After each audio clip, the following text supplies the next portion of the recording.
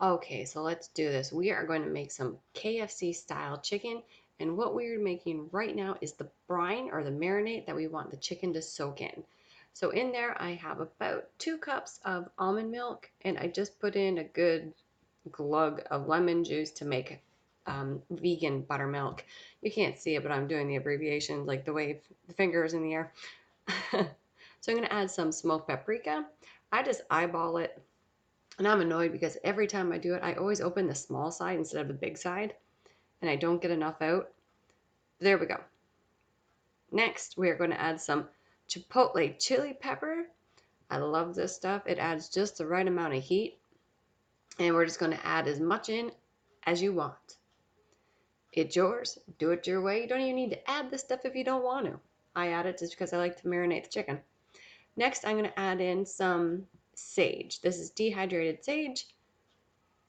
Chicken and sage just go hand in hand. You know, nothing more needs to be said there. Now we're going to stir it up, stir it up, stir it up, stir it up, stir it up. Try and make sure we get all the clumps broken up.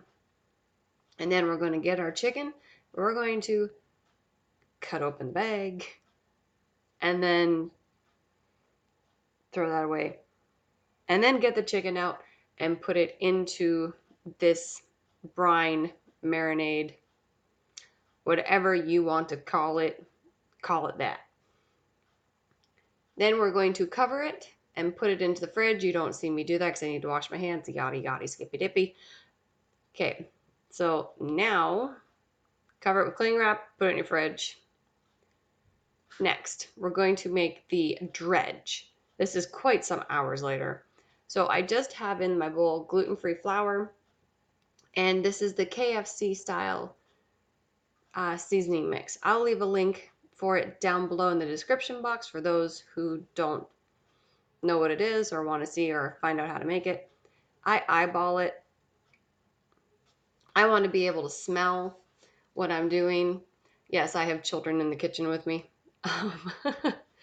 um, but I just make it so it's the color and consistency. I want your, this is kind of one of those you have to play around with it. There's no set amount. Like I know some people say for every 2 cups, add 2 tablespoons of, mixture.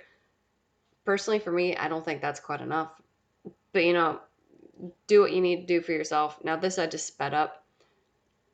Now, what I'm doing is making the dredge, or I've done making the dredge. Now I'm making the eggs for the egg wash because this is how I do this.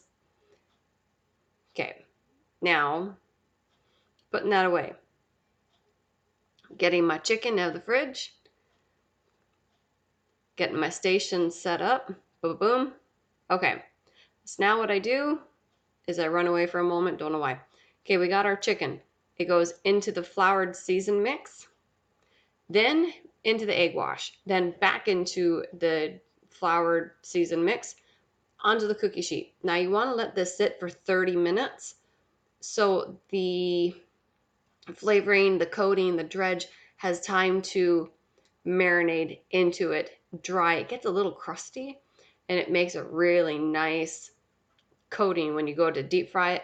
Now you can see I have about an inch of grease in there because I'm not actually cooking them in this. What I like to do is I get them started in this. I get it par cooked just enough to get that skin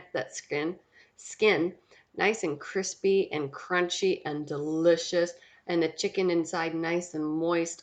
Oh, it's so delicious. Is it good for you? I don't know. I don't care. It tastes good. We don't eat this stuff very often, so I'm okay with it.